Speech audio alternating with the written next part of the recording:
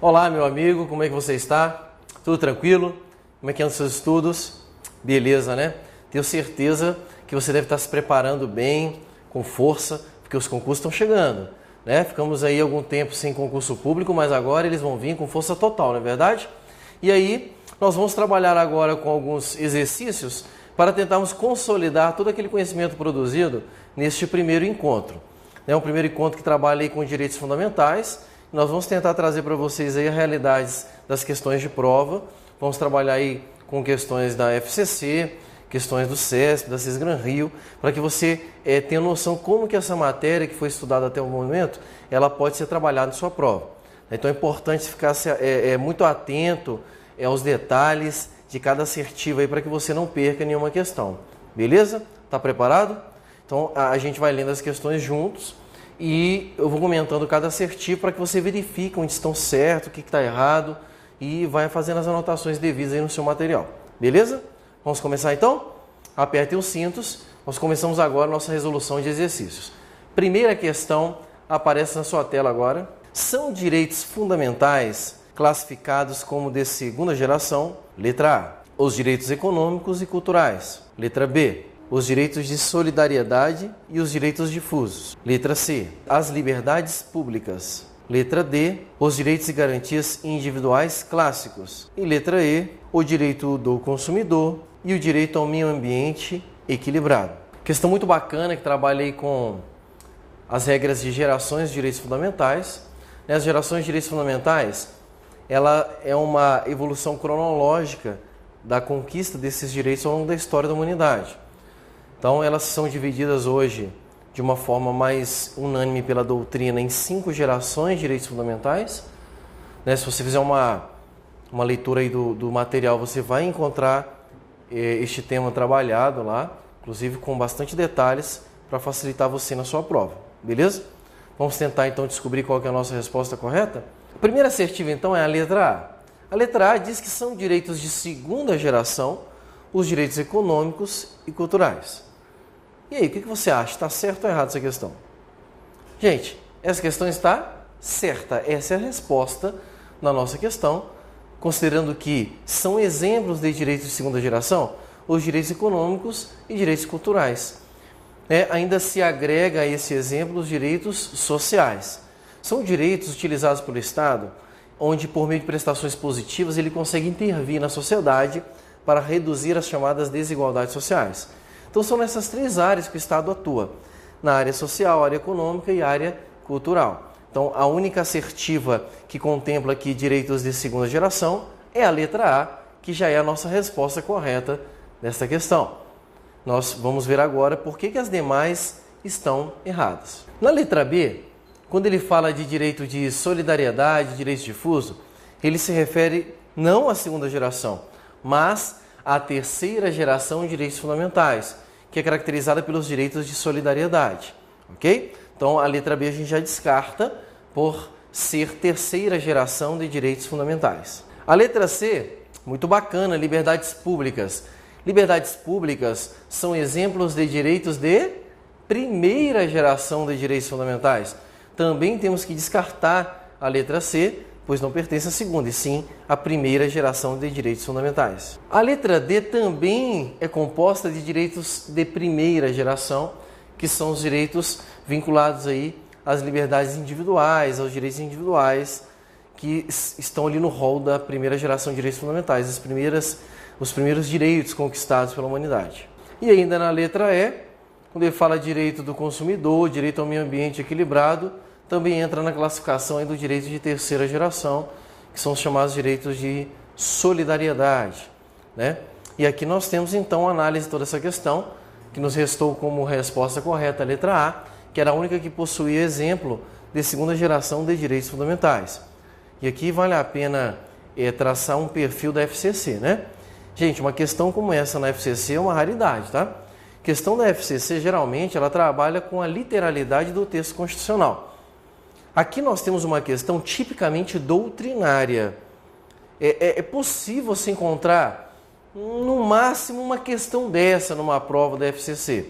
Tá? A FCC tem como preponderância o Ctrl+C, Ctrl+V. Ele pega, recorta ali, ou melhor, copia, né, para não te ensinar errado técnicas de informática, ele copia o texto constitucional e cola na sua prova.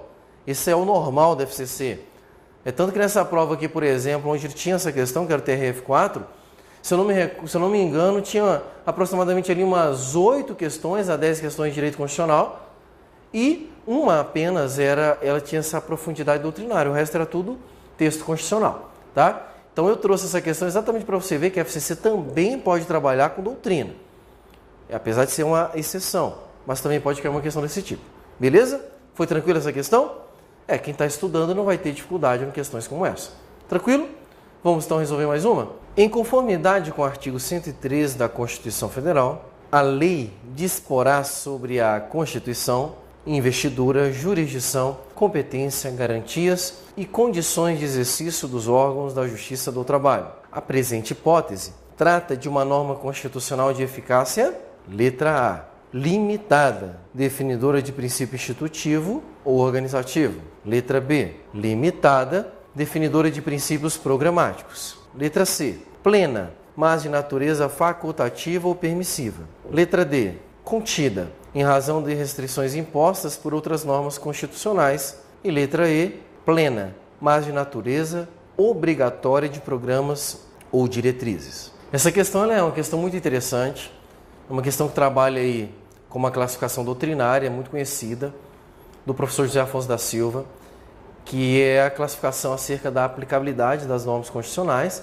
né, a sua eficácia, né, onde o professor José Afonso divide a eficácia, classifica ela em 3 tipos: eficácia plena, contida e limitada. Não é a única classificação de eficácia que nós temos na doutrina, mas certamente é a mais utilizada em prova. E é aquela que nós recomendamos aos nossos alunos que estudem, e é aquela que está no seu material. Quando você estiver estudando aí no seu material, ela estará lá com certeza.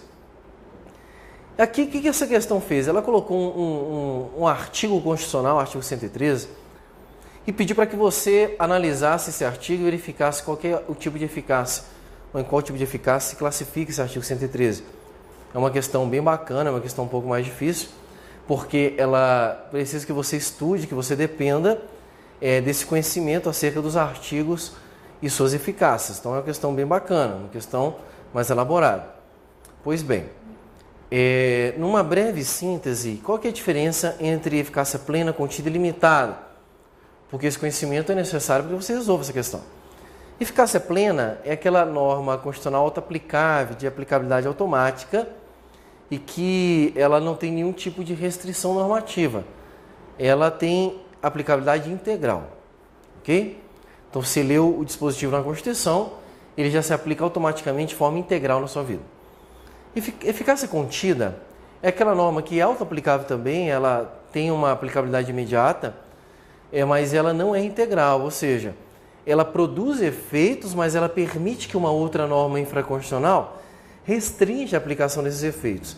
Isso que é eficácia contida, tá? Ela te dá o direito, mas em algum momento esse direito poderá ser restringido por uma outra norma. E eficácia limitada, ela não tem aplicabilidade imediata. Ela depende, esta é a palavra mágica, depende de outra norma para produzir os seus efeitos. Tipo, a Constituição enuncia alguma coisa, mas diz, olha, eu quero que você faça isso, mas é a lei que vai dizer como você vai fazer. Ou seja, a Constituição não te deu nada de forma efetiva. Ela depende de uma norma infraconstitucional ou mesmo de outra norma constitucional para produzir o efeito necessário na sua vida.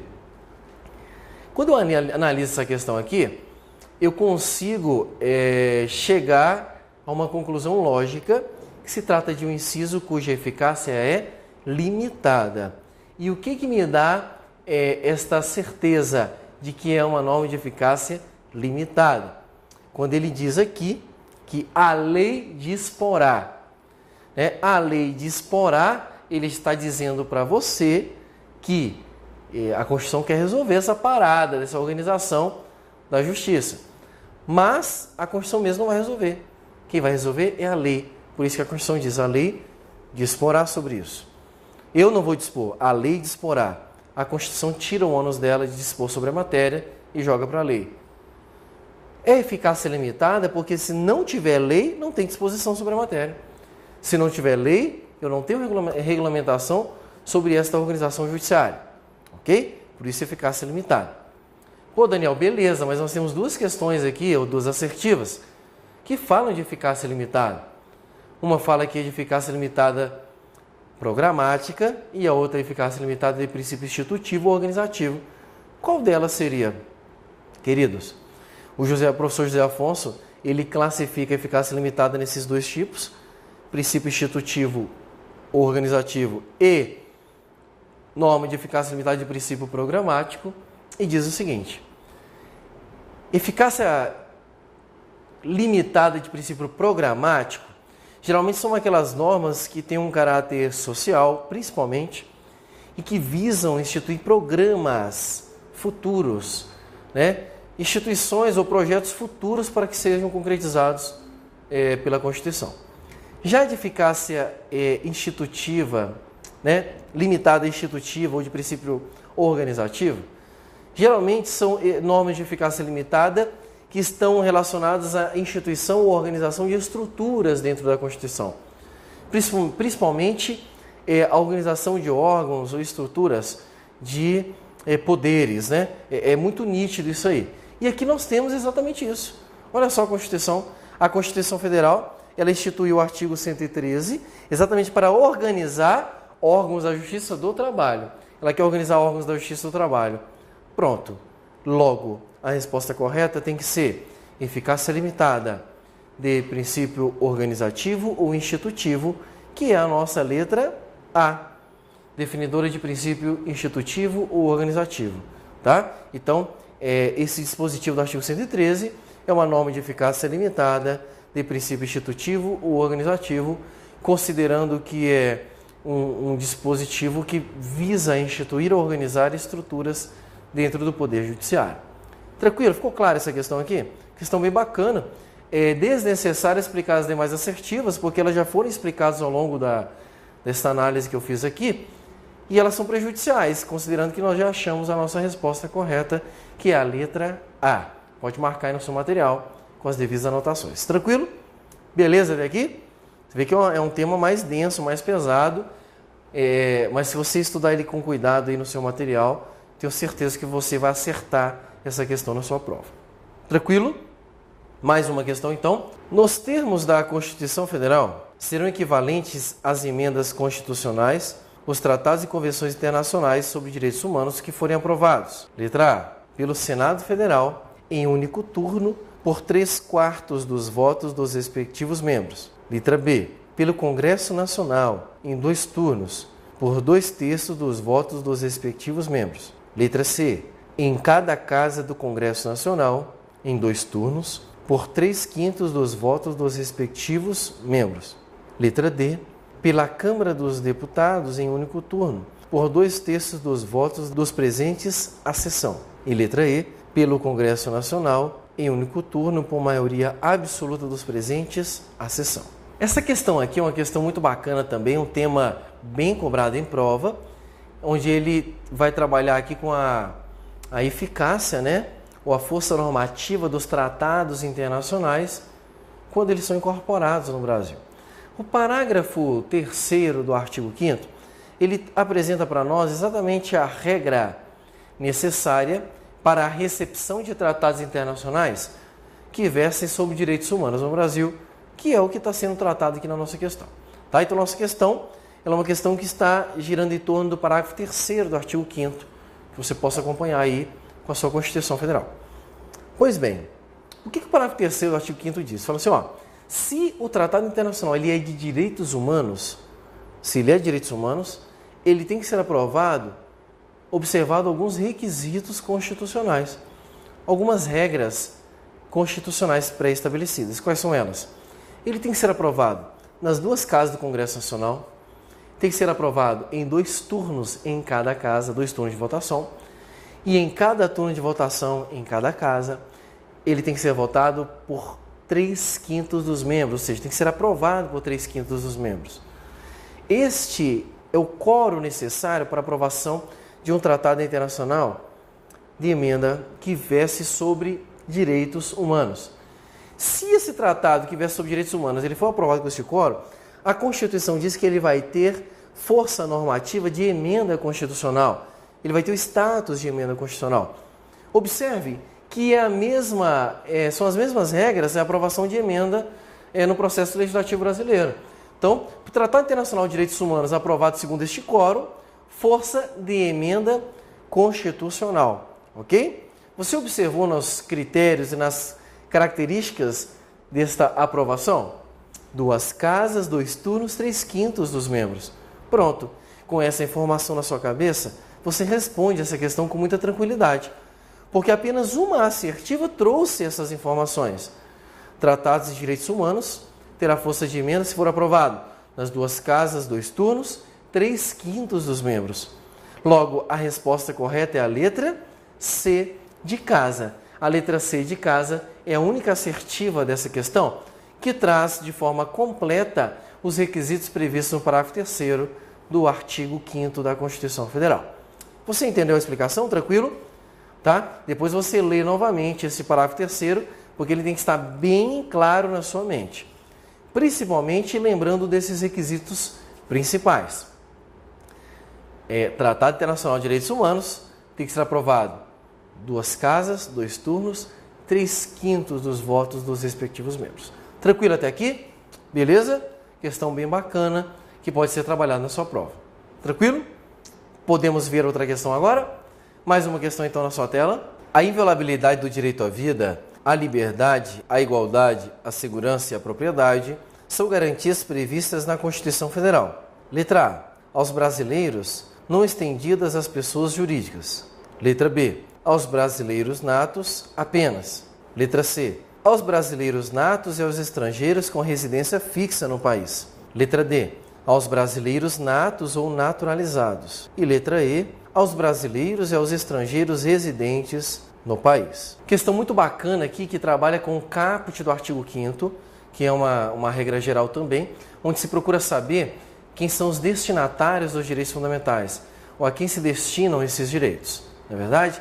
Então, o artigo 5º, ele começa dizendo assim, que todos são iguais perante a lei, sem distinção de qualquer natureza, garantindo-se aos brasileiros e aos estrangeiros residentes no país a inviolabilidade do direito à vida, igualdade, liberdade, segurança e propriedade. Então, ele trata aqui quem são as pessoas que podem ser beneficiárias dos direitos fundamentais. Então, ele vai trazer 2 classificações. Fala assim, brasileiros ou estrangeiros residentes no país. Estrangeiros residentes no país. Ok? Então, a questão ela vai circular em torno dessa discussão aqui. Se são brasileiros ou estrangeiros residentes no país.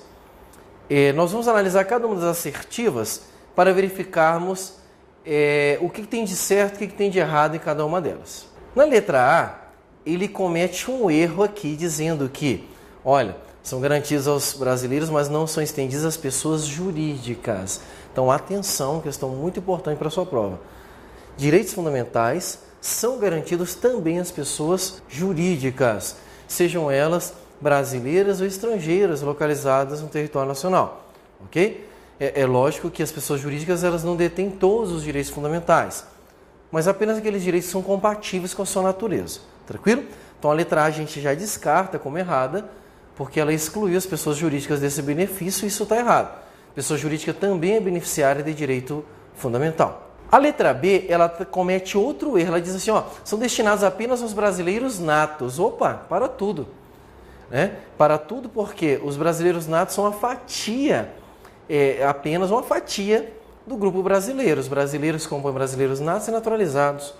E todos eles são beneficiários dos direitos fundamentais. Então a letra B também é completamente errada. A letra C, ela diz que são os brasileiros natos e estrangeiros com residência fixa no país. Essa questão aqui ela pode enganar o candidato por conta da residência fixa no país. O que tem de errado aqui? Apesar da Constituição dizer assim, aos estrangeiros residentes no país, este termo residentes, ele não significa que a pessoa tem que morar no país. Tá? É um termo mal interpretado e sempre alvo de questão em prova. Tá? É um tema que já foi trabalhado, inclusive, na jurisprudência brasileira e esclarecido essa discussão, falando o seguinte: O termo residente significa simplesmente estar no território nacional. Então, são destinados aos brasileiros e estrangeiros residentes no país, ou seja, brasileiros e estrangeiros que estão no território nacional. Não é necessário ter residência fixa. Então, a gente elimina essa questão também como errado. A letra D, ela também restringe de forma equivocada os direitos fundamentais apenas aos brasileiros natos e naturalizados. Ela está equivocada até por contrariar expressamente o texto constitucional, que diz aos brasileiros e estrangeiros. Então, a letra D descarta também. E a letra E, por fim, ela trabalha com a literalidade do texto constitucional, aos brasileiros e estrangeiros residentes no país. Essa é a nossa resposta correta. Perceba que, apesar de nas assertivas acima ela ter trabalhado temas mais aprofundados doutrinários, no final a resposta era a literalidade do texto constitucional, que é uma marca registrada da Fundação Carlos Chagas quando faz as suas provas. Tranquilo? Então, uma questão bem bacana, uma questão bem tranquila, cuja resposta correta é a letra E. Perfeito? Você entendeu aqui? Ótimo. Então, a gente pode resolver mais uma questão agora. Juan, cidadão argentino, residente no Brasil, dirigiu-se ao Banco Central a fim de encaminhar uma petição dirigida a determinada autoridade, reclamando sobre a conduta abusiva de um funcionário. Nesse caso, a Constituição, letra A, condiciona o exercício desse direito ao pagamento de taxa correspondente ao serviço. Letra B, permite a Juan exercer tal direito. Letra C, assegura esse direito apenas aos brasileiros natos ou naturalizados. Letra D, assegura esse direito apenas aos brasileiros no gozo dos direitos políticos. E letra E, não assegura tal direito. Essa questão é uma questão muito interessante, porque ela vai trabalhar com um direito fundamental muito importante, que é o direito de petição, e ele quer saber de você quem que pode utilizar esse direito de petição. Uma questão que trouxe caso concreto, tá? Ela é uma questão da Banca CES Gran Rio, mas ela tem um estilo muito parecido com a da FCC, e é um estilo bacana também para você estar estudando. Olha só, um caso concreto, onde versa sobre o direito de petição feito por um estrangeiro, que era um argentino.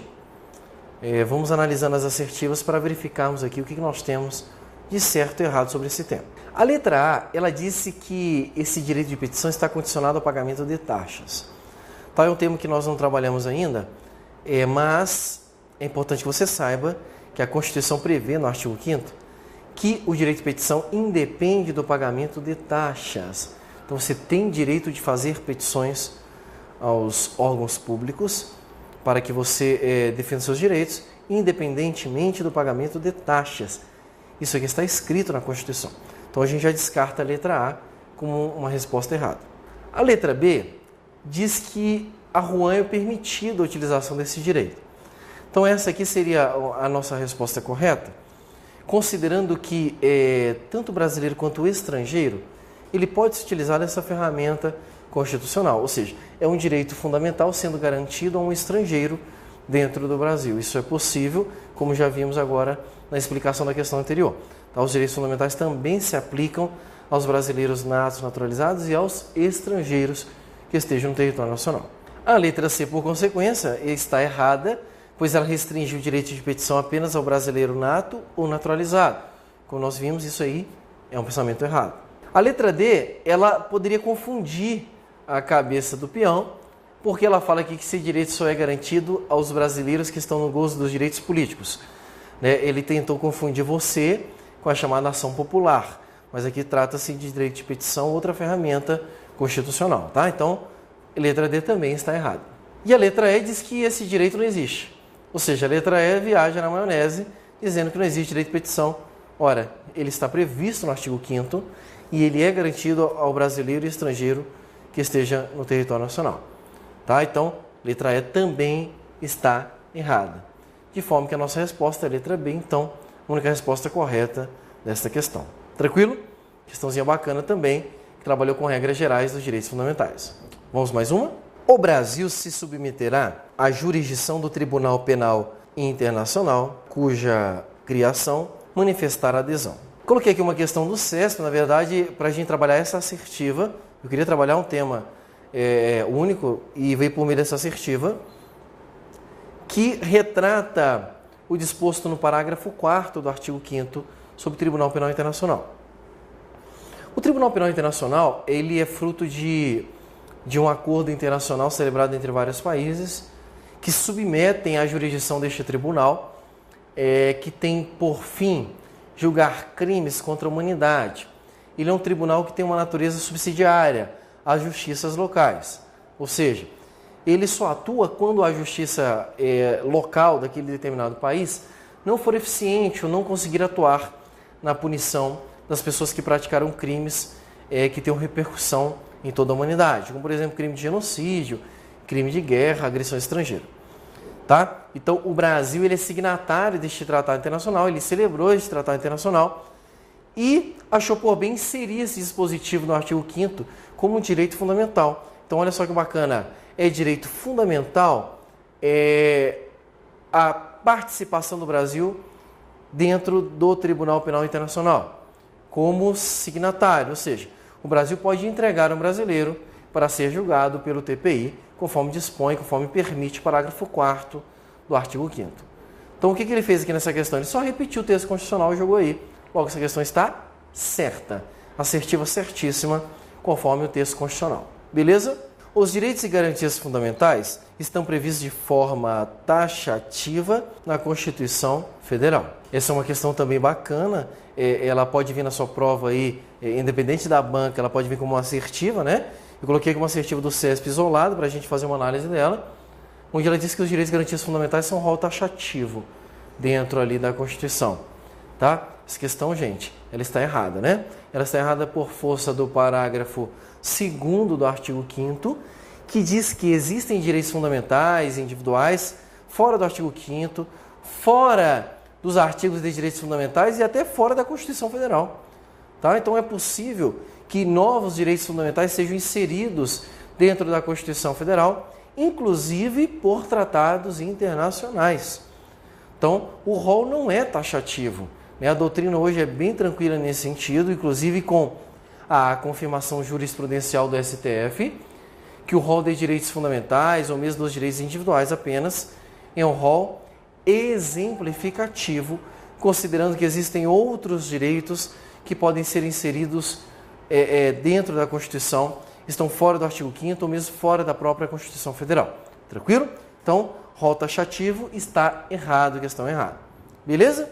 Então, a ideia dessas questões aqui era exatamente a gente trabalhar essas regras gerais dos direitos fundamentais que nós estudamos aí no nosso primeiro encontro e fortalecer o seu estudo. Agora, você refaça as questões e tenta entender o porquê estão certas ou erradas. Isso é o mais importante agora. É você estudá-las para você tentar aperfeiçoar o seu estudo e chegar a ter um êxito bacana na sua prova. Tranquilo? Beleza, então. Nos encontramos em breve para mais direito constitucional. Um abraço.